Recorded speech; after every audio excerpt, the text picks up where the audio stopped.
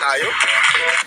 Alam nyo mga kababayan, itong nangyayari ngayon sa Dahig, talaga nga naman sinusubaybayan ng buong mundo. At isa sa sinusubaybayan at laging inaabangan ng mga media dito ay yung abogado ni Pangulong Duterte na alam mo, ano siya, may pagkamataray siya, pero gusto ko siya.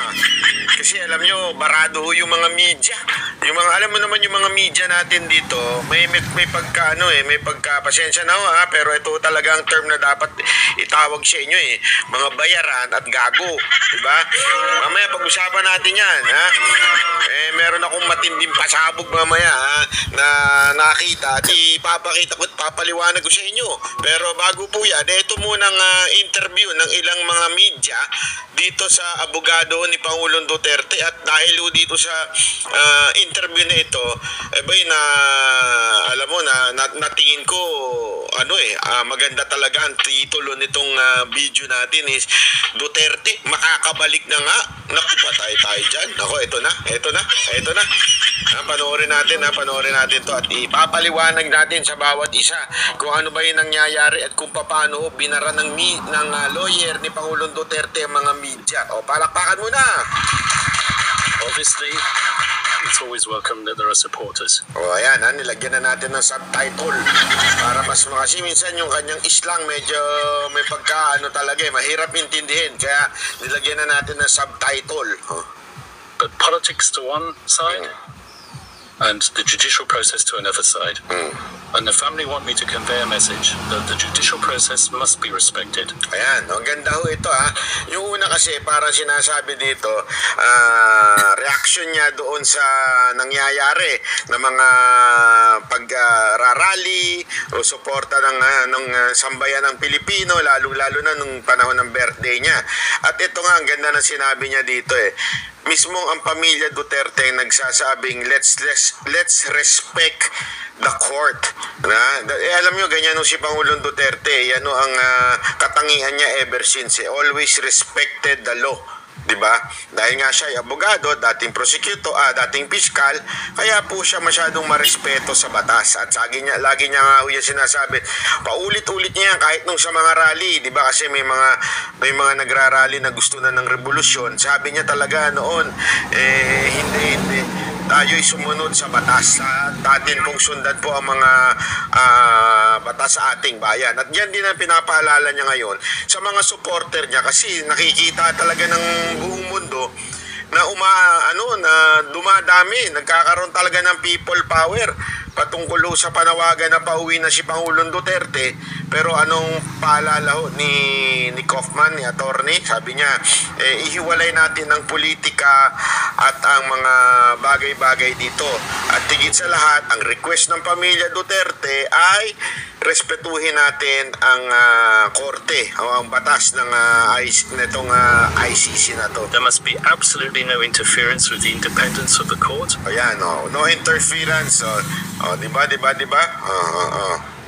With the judges and for all the parties. Every case at the International Criminal Court is always a highly charged case from a political point of view. There are participants in that process. There's the prosecution, there's the defense, and also there are the victims.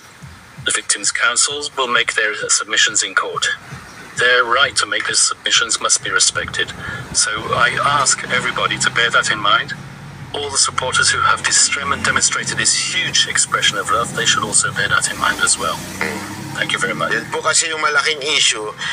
Ang kulit po kasi ng media dyan, paulit-ulit na sinasabi, ano ba magiging epekto ng malaking rally? Para bagang sinasabi nila na rally kayo ng rally, wala namang epekto yun sa ICC. Kaya nga ginaganyan nila yung mga abogado. Tinanong din nila yan doon sa mukhang ulik ba na abogado ng kabila. Sa tinanong sa kanya kung ano ba epekto niyang rally na yan. Kasi para bagang sinasabi nila, rally kayo na rally, dami-dami nyo, wala namang epekto yun sa ICC. So ganyan yung sinasabi dito kay Kaufman. Meron bang epekto yung rally na yan sa ICC? Alam mo naman itong mga media tulol Di ba? Totoo naman Yan ang purpose ng pagtatanong nila So have you filed any motion for the interim release of the former president? Once again, interim release is a complex process. We're considering it and we'll file it at the appropriate time. Have Once again,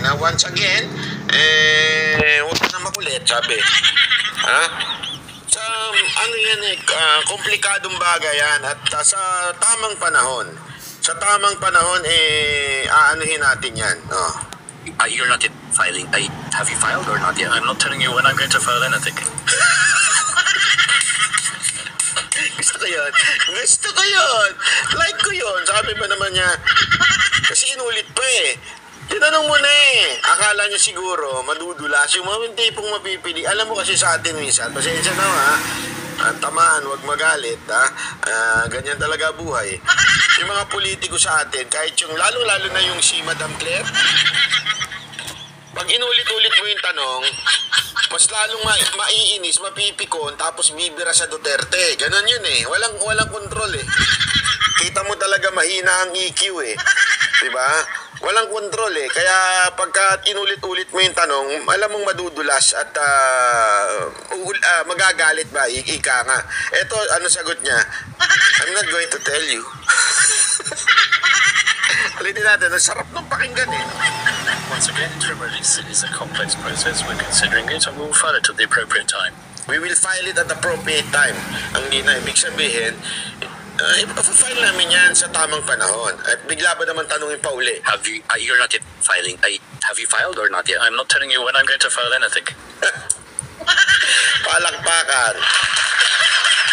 Kakasagot ko lang na on appropriate time. Tapos tatanungin mo naman, nag-file ka na?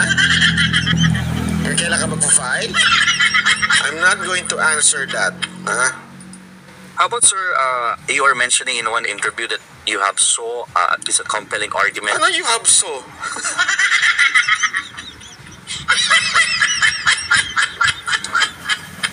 No comment.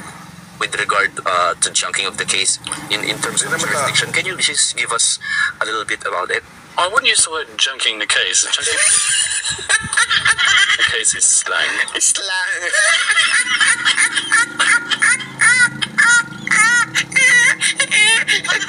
Kasi naman eh, yan ang tinatawag nating Journalism 101 ng Pilipinas. Yan yung pinagmamalaki ng mga congressman eh. Mga journalist, may standard dyan eh. Mga journalist, magagaling yan eh. Hindi katulad ng mga vlogger yan eh. Oh, kita nyo na journalist siya. Anong junking? Junking is a slang. You don't use that to me. Oh, alina eh. Ganda ng ano eh. You are mentioning in one interview that you have is a compelling argument with regard to chunking of the case in terms of jurisdiction. Can you just give us a little bit about it? I wouldn't use the word junking the case. Junking the case is slang. What I would say is that the jurisdictional arguments are arguments which have been bandied about for many years now. They've been considered by the Supreme Court in the Philippines. They've even been considered by the International Criminal Court. Nagigets nyo? So sinasabi niya, yung jurisdiction, applicable yung batas natin sa Supreme Court natin. Okay? Importante yon. Ibig sabihin, kasi bakit niya sinasabi to? The ICC respect the law nung bansa na yon. Laging ganun sila eh. Lagi doon sa kanilang Rome Statute na yan, lagi sinasabi, nire-respeto ko ano yung batas doon sa lugar na yon. Kaya nga niya sinasabi, regarding sa junking of the case, ay sinasabi niya, sa Supreme Court nyo, nire-respeto ang jurisdiction. Kahit dito, nire-respeto rin ang jurisdiction. Ayan o, inulit niya pa eh. Inulit niya, sinabi niya pa Been bandied about for many years now. They've been considered by the Supreme Court in the Philippines. They've even been considered by the International Criminal Court. Kahit daw sa ICC, yung jurisdiction, malaking bagay yun. If kung meron pa rin jurisdiction yung ICC. Kaya nga sa tingin ko, mukhang mapapaagang mapauwi si Pangulong Duterte sa tamang panahon, ika nga nito. Kasi ang inabangan ng iba, yung September, yung pagdating dun sa parang presenta ng case. Ang dating nito ni Kaufman, sinasabi niya na may timing. Tinatimingan nila doon sa pag-junk ng case. Bakit? Kasi nga, naniniwala siya na merong jurisdiction